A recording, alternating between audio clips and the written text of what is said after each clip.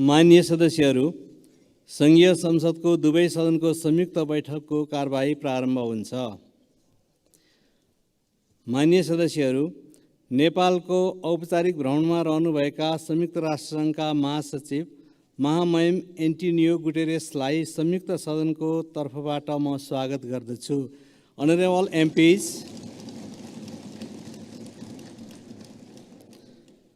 I would like to extend a warm welcome to His Excellency Antonio Guterres, the Secretary General of the United Nations, on behalf of the joint sitting of both houses.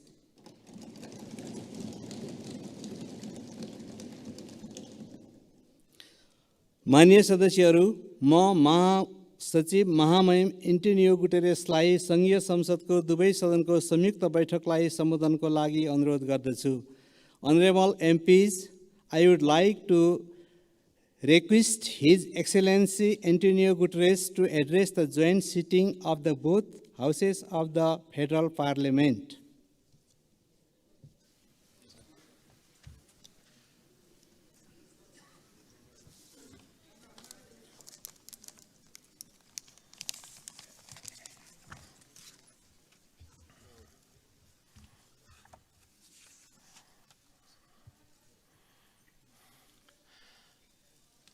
Your Excellencies, the two presidents of the two houses of the Nepalese Parliament, Excellencies, distinguished ministers, parliamentarians, and friends.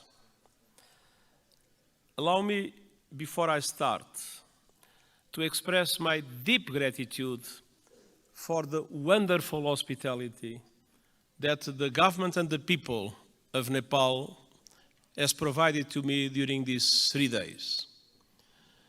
All the facilities that were put at my disposal have transformed this visit in an enormous success.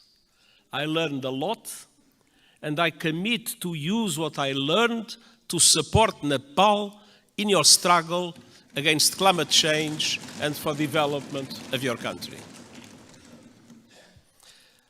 When I am here, I am twice at home. I have been astounded, and this trip has been no exception. What I've seen and experienced in the past few days will stay with me always. The sunlight hitting the Himalayas, the warmth of the people, the richness of your cultural diversity, and of course, the sanctity of Lumbini. I thank the government of Nepal for your invitation, your hospitality, and your welcome to me and to my delegation. Excellencies, we meet today amidst a world in turmoil. Decades of progress on poverty and hunger are being reversed in large parts of the world. Inflation is undermining household and national budgets. Families and countries alike face financial crises. Women are underrepresented and underpaid, and I recognize the enormous effort that Nepal is doing in the way for gender equality, full gender equality, and I praise your efforts and its results. Violence and conflict abound. While the conflict in the Middle East is thousands of miles away, Nepalis were among the many victims of Hamas' brutal attacks in Israel. I send my sincere condolences to the families of the 10 Nepalese students who were killed and express my best wishes for the safe return of Mr. Bipin Joshi, who is missing. Distinguished parliamentarians, as geopolitical tensions rise, global divisions are becoming deeper and more dangerous, and smaller countries fear becoming collateral damage in competition between the great powers. And climate catastrophe is accelerating with a deadly force. In responding to this crisis, the world could learn much from Nepal. This country is a promoter of peace, a champion of multilateralism, and a staunch supporter of sustainable development and climate action. Nestled between two great powers, You have forged your own paths to safeguard your sovereignty and your independence. And your journey over the past 20 years has been wonderful to see. A new republic with a new constitution has the UN Charter at its heart. You were quick to embrace the Sustainable Development Goals and are making progress on many of them, independently of the difficult financial conditions that developing countries face in today's unfair world. Your country has successfully calmed the storms of conflict and moved from war to peace, a process the United Nations has been proud to support. Dear parliamentarian colleagues, Nepal does not stand still. Your dynamic story of progress continues today. Your graduation from least developed countries status is imminent, and the United Nations is committed to supporting a smooth transition. And you are preparing the final stages of our Nepalese-led peace process, healing the wounds of war through transitional justice. A process to bring peace to victims, families and communities haunted by questions and scared by injustice, and help put the past to rest. Transitional justice can play a vital role in securing lasting peace, but we all know it's not easy. By nature, it's a delicate and complex process. We know that transitional justice has the greatest chance of success when it is inclusive, comprehensive, and has victims at its heart. When it centers on truth, reparation, and justice, when women participate fully, and when all victims of human rights violations can find meaningful redress. And I welcome efforts here in Nepal to drive progress and find solutions in this regard. And I want to tell you are not alone. The United Nations, respecting the Nepalese leadership of this process, stands ready to support you with your victim-centered process and its implementation in line with international standards, your own Supreme Court's rulings. The United Nations and Nepal are old friends. Our cooperation runs deep. Nepal has long been a cherished member of the UN family and a powerful voice for developing countries, most recently as chair of the Least Developed Countries Group. And this relatively small country compared with the big powers has made an outsized contribution to international peace. Of all the countries on earth, Nepal is the second largest contributor of troops to United Nations missions, military and police. I'm sincerely grateful to the Nepali people for their dedication, their courage, and their service in peacekeeping. And I would like to take a moment and ask for one moment of silence to honor those Nepalese who have lost their lives serving under the blue flag.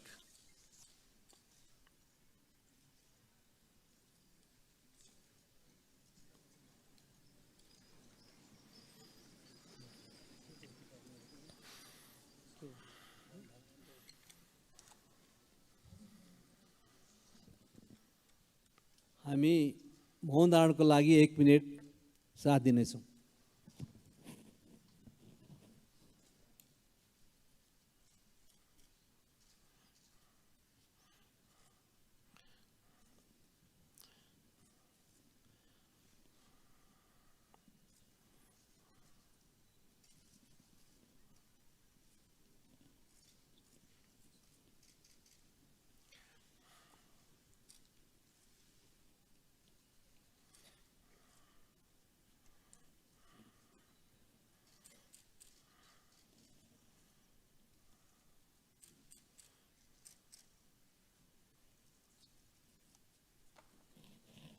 Thank you. Their memory will never be forgotten, and the United Nations is proud of the exceptional contribution of Nepalese soldiers and police officers in our peacekeeping missions. Dear parliamentarian colleagues, on climate action, Nepal is a frontrunner. You are on target to reach net zero emissions by 2045. Thanks to extraordinary reforestation efforts, trees now cover almost half of the country. And you are one of the pioneers of the Early Warning Systems for All initiative, which aims to protect every person on Earth by 2027. Yet global crises are hitting Nepal hard, as they are developing countries around the world. The lingering effects of COVID-19 pandemic, inflation, and above all the climate crisis are threatening hard-won development gains and squeezing the funds available for investment. Nepal contributes a minimal fraction of a percent, 0.000%, to global emissions. But monsoons, storms, landslides are growing in force and ferocity, sweeping away crops, livestock, and entire villages, decimating economies and ruining lives. In August, landslides caused by heavy rains caused devastation and killed scores of people. And glaciers are melting at record levels. I was a witness. Nepal has lost close to a third of its size in just over 30 years. The effect is devastating. Swollen lakes bursting, rivers and seas rising, cultures threatened, and mountainsides exposed, inflaming the risk of landslides, and avalanche. Threats will continue mounting. Himalayan glaciers provide fresh water to over 1 billion people. As they shrink, so do river flows. In the future, now we have too much floods, but one day in the future, Himalayan rivers like the Indus, the Ganges, and the Brahmaputra will have their flow severely limited. Combined with saltwater intrusion, that will decimate deltas in this region and beyond. That could mean low-lying communities and entire countries erased forever. Millions of people on the move and fierce competition for water and land. Nepal is now one of the countries that is suffering the most, but other South Asian countries might become in the future terrible victims of the receding glaciers of Nepal. Dear parliamentarian colleagues, what is happening in this country as a result of climate change is an appalling injustice and a searing indictment of the fossil fuel age. I am deeply concerned by those communities in Nepal facing the brutal impacts of the climate crisis. The United Nations stands with them. The world must do the same. That was one of the reasons why I took profit of my visit to the Everest base camp to issue a video for the whole world showing the drama of receding glaciers and the impacts that will have in the future. Nepal and other developing countries need far greater international support to aid development, accelerate climate action, and weather the current global storms. I have proposed a Sustainable Development Goals stimulus that would release at least $500 billion a year in affordable long-term finance for sustainable development and climate action in developing countries like Nepal. Member States welcomed the proposal at the General Assembly last month and committed to advance it. I call on them to take action now to make these commitments a reality. Unfortunately, in our world, many times people announce commitments and then do not implement those commitments. These commitments about finance for developing countries and climate action must be implemented. I urge leaders to act on climate without delay, with the biggest emitters leading from the front. All countries must put the acceleration agenda I propose into effect to limit the rise in global temperature to 1.5 degrees Celsius. And they must make COP28 count with a strong outcome building on the so-called global stocktake. And we also need to deliver climate justice. Developed countries must honor the promise of $100 billion a year to support developing countries in climate, and double adaptation finance as a first step of devoting half of climate finance to adaptation. Investment in the resilience of communities, in the resilience of infrastructure is today a must, because climate change impacts are not a problem of the future, they are felt today by the populations, and it is today that developed countries must support countries like Nepal to do the necessary investments in that regard. The most vulnerable must be at the center of efforts to build climate resilience.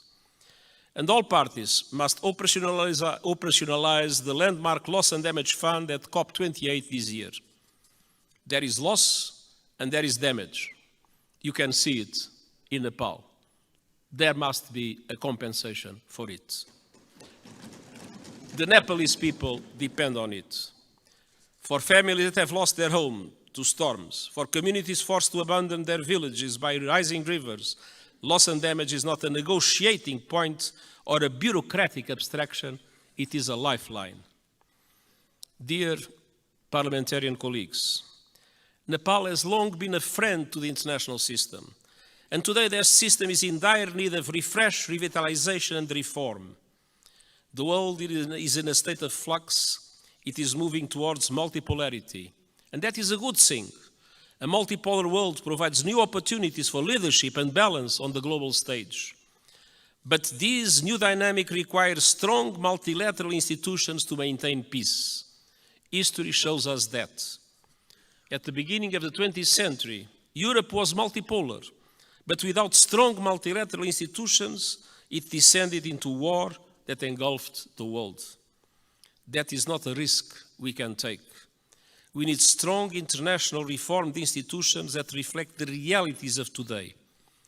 But ours, like the Security Council or the Bretton Woods system, mirror the world in which they were founded almost 80 years ago. They correspond to 1945. They do not correspond to what is the world in 2023. That must change. Developing countries must have far greater representation in international institutions. I have called for reform of the outdated United Nations Security Council, and I have proposed measures to reform the global financial architecture so that it better represents developing countries and responds to their needs. And these proposals are gaining traction at this year's United Nations General Assembly and beyond. But of course, there is always the resistance of those that benefit from the present unfair systems. The United Nations Summit of the Future next year is an important chance to push further progress, and I count on Nepal's support to help make the change we need a reality. Dear parliamentarian colleagues, multilateralism must both reflect the world and respond to it. That means creating the institutions and tools we need to address new threats and to seize new opportunities. Today, technology is an example of both. It can solve problems and spur development, or it can entrench divisions and inflame inequality. Today, it's doing too little of the former and too much of the latter. We need a global response to the technologies that are changing the world at astonishing speed, to harness them for the good of humanity. And all countries must have a say, not only the most rich countries in the world that have more resources to develop those new technologies. My high-level board on artificial intelligence includes experts from G77 countries, the Global South. It will report this year, so member states can consider global governance options for artificial intelligence. And it must also bring the benefits of technology to all and ensure that a new technological era, no one is left behind. This is the purpose of the Global Digital Compact the United Nations is proposing. It aims to bring together governments and industry to ensure that technology works for all and accelerate the Sustainable Development Goals. And I hope the Summit of the Future will be an excellent chance to push progress. As a steadfast champion of multilateralism, peace, and developing countries' interests, Nepal will be a vital ally at the summit. Dear parliamentary colleagues, it has been my great pleasure to visit this extraordinary country over the past few days. What I've seen confirms a simple truth. Nepal is a friend of the world. So the world must be a better friend to Nepal. And the United Nations will never stop fighting to make that a reality, and I thank you.